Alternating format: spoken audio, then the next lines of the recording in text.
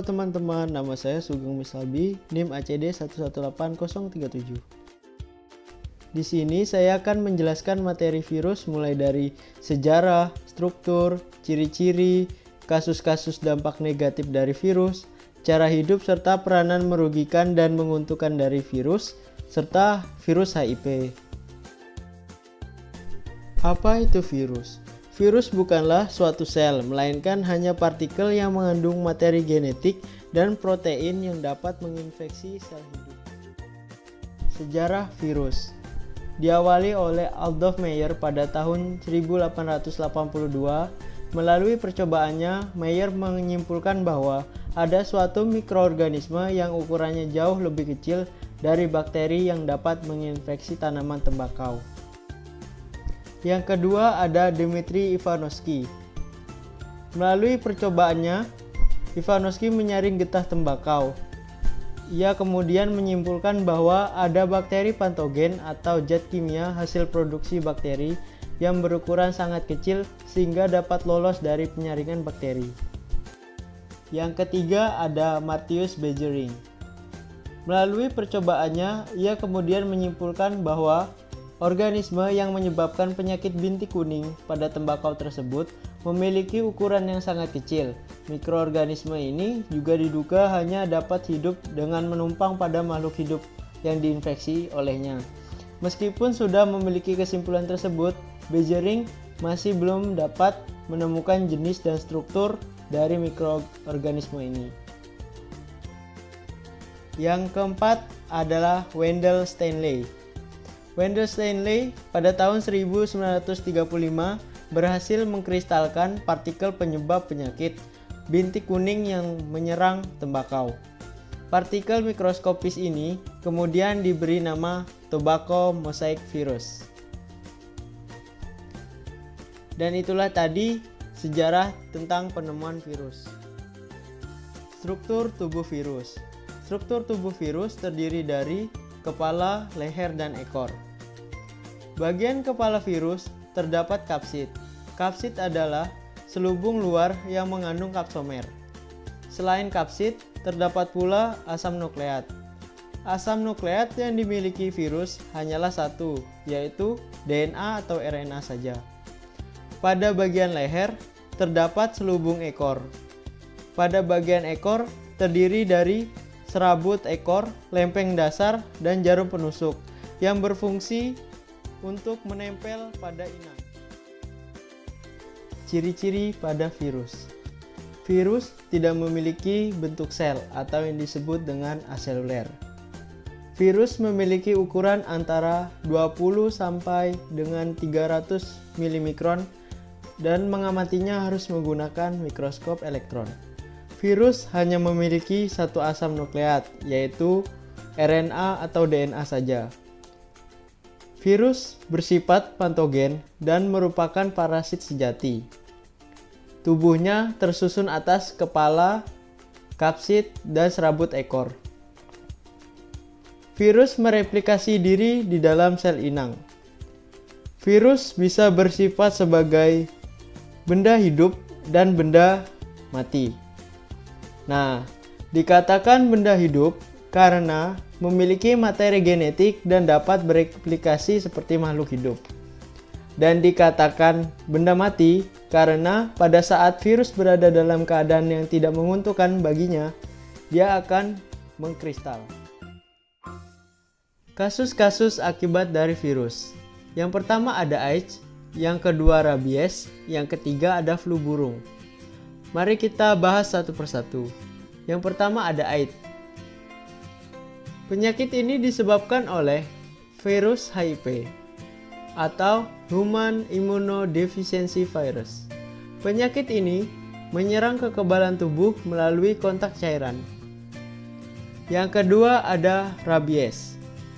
Rabies disebabkan oleh virus rabies dalam famili Rhabdovirus. Penyakit ini menyerang susunan saraf pusat melalui gigitan hewan yang sudah terinfeksi. Yang ketiga ada flu burung. Flu burung disebabkan oleh virus dari famili Orthomyxoviridae atau yang kita kenal sebagai virus H5N1 bisa ditularkan lewat udara, makanan, minuman, bahkan sentuhan. Cara hidup dan perkembangbiakan virus. Virus tergolong dalam parasit intraseluler obligat karena hanya dapat hidup di dalam sel yang hidup. Artinya jika sel tersebut mati, virus tidak akan mati melainkan mengkristal. Di dalam perkembangbiakan virus, terdapat dua fase, yaitu fase litik dan fase lisogenik. Fase litik. Fase litik merupakan fase replikasi virus, di mana virus menginfeksi sel inang dan melakukan penggandaan serta menghancurkan inangnya. Tahapan pertama, virus akan menempel pada dinding sel bakteri.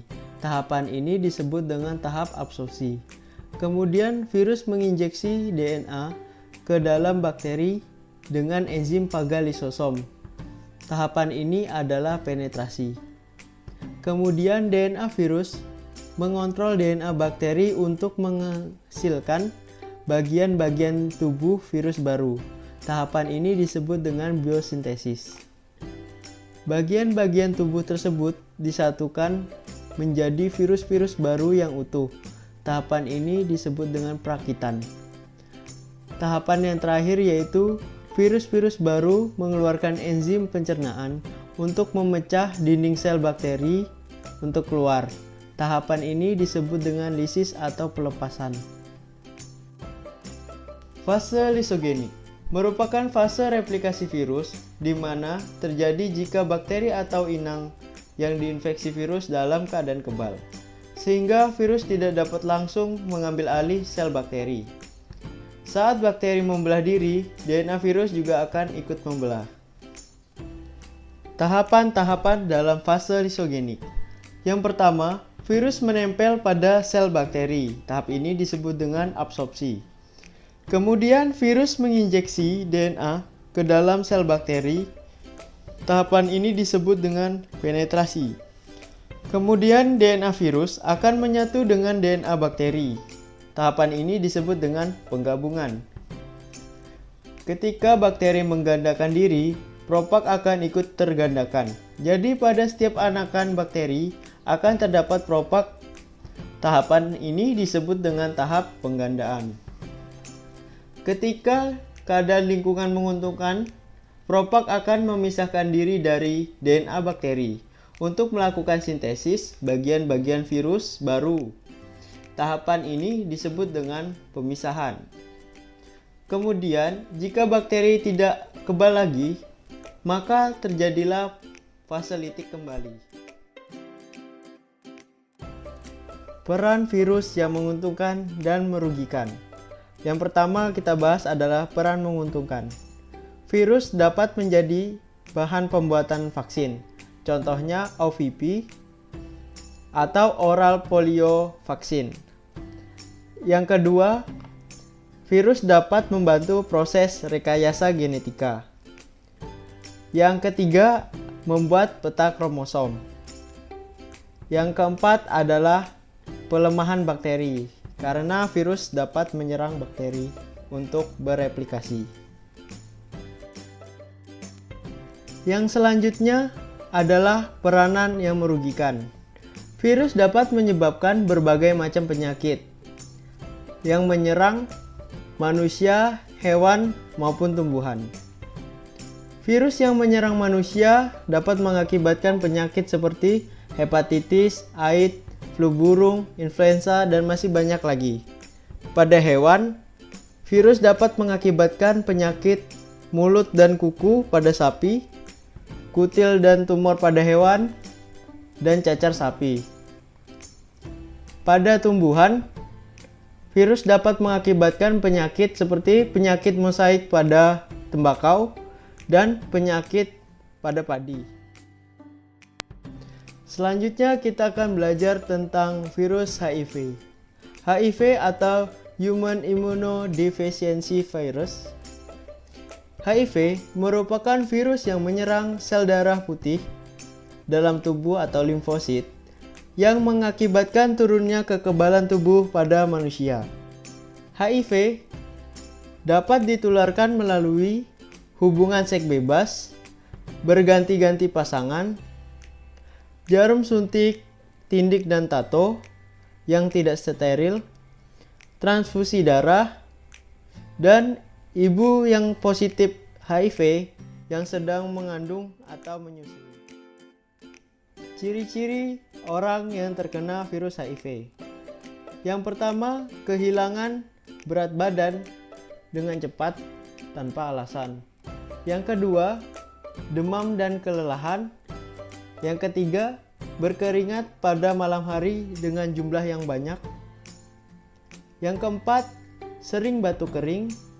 Yang kelima, muncul ruam kulit, muntah, dan diare. Yang keenam, terjadi infeksi jamur. Cara-cara menghindari virus HIV. Yang pertama, hindari perilaku seks bebas. Yang kedua, jangan gunakan jarum secara bergantian. Yang ketiga, perhatikan luka yang terbuka.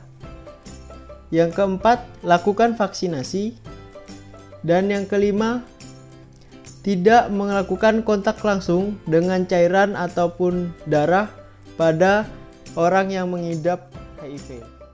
Terima kasih dan sampai jumpa. Semoga bermanfaat.